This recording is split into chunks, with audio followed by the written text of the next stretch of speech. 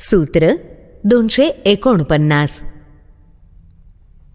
बुद्धीपर्यंत संसारे माया मात्रं विवर्तते, निर्मनो निरहंकारो निष्कामः शोभते बुधः.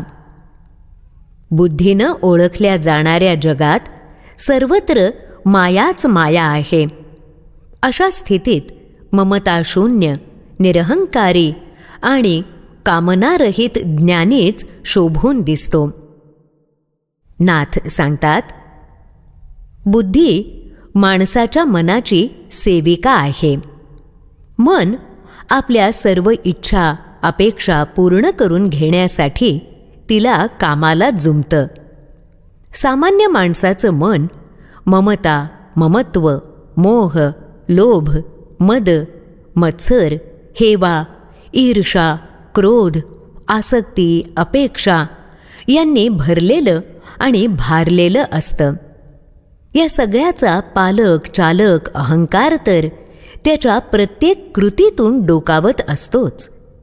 हे जग बहुधा अशाच माणसांनी भरलेलं आहे. ही माणसं मायामय जगालाच सत्य मानतात आणि त्यातच रमतात, त्यातच जगतात.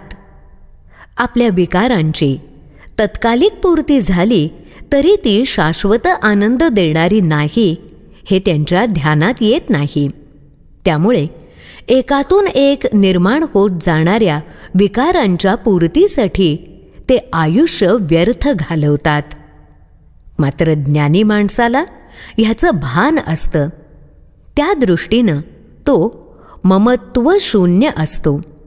त्याचा मीपणा, माझं, माझ्यासाठी हा मकार विलय पावलेला असतो.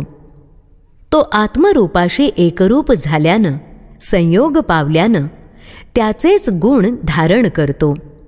त्यामुळे तोही त्याच्यासारखाच समदृष्टीनं पाहू लागतो. त्याच्यापाशी आपपरभाव उरत नाही. त्या अर्थानं तो ममत्वशून्य होतो. सर्वांबद्दल एकच भाव बाळगतो, सद्भाव. ममत्व न उरल्यामुळे त्याच्या मनात अन्य विकारांना स्थान उरत नाही. ते सहज आणि साहजिकच मनातून हद्दपार होतात. तो निर्मम होतो. मनाची ही अत्यंत अवघड परीक्षा तो उत्तीर्ण होतो. त्यामुळे आसक्ती आणि अहंकार यापासूनही अलगद दूर होतो. त्यातही मी केल्याचा कर्तेपणाचा भाव उरत नाही. कळीतून फूल उमलण्या इतकं ते सहज स्वाभाविकपणे घडतं. असा ममत्वशून्य, आसक्ती, कामना, विकार आणि अहंकार रहित ज्ञानीच ह्या मायेच्या जगात सर्वांहून वेगळा आणि शोभून दिसतो.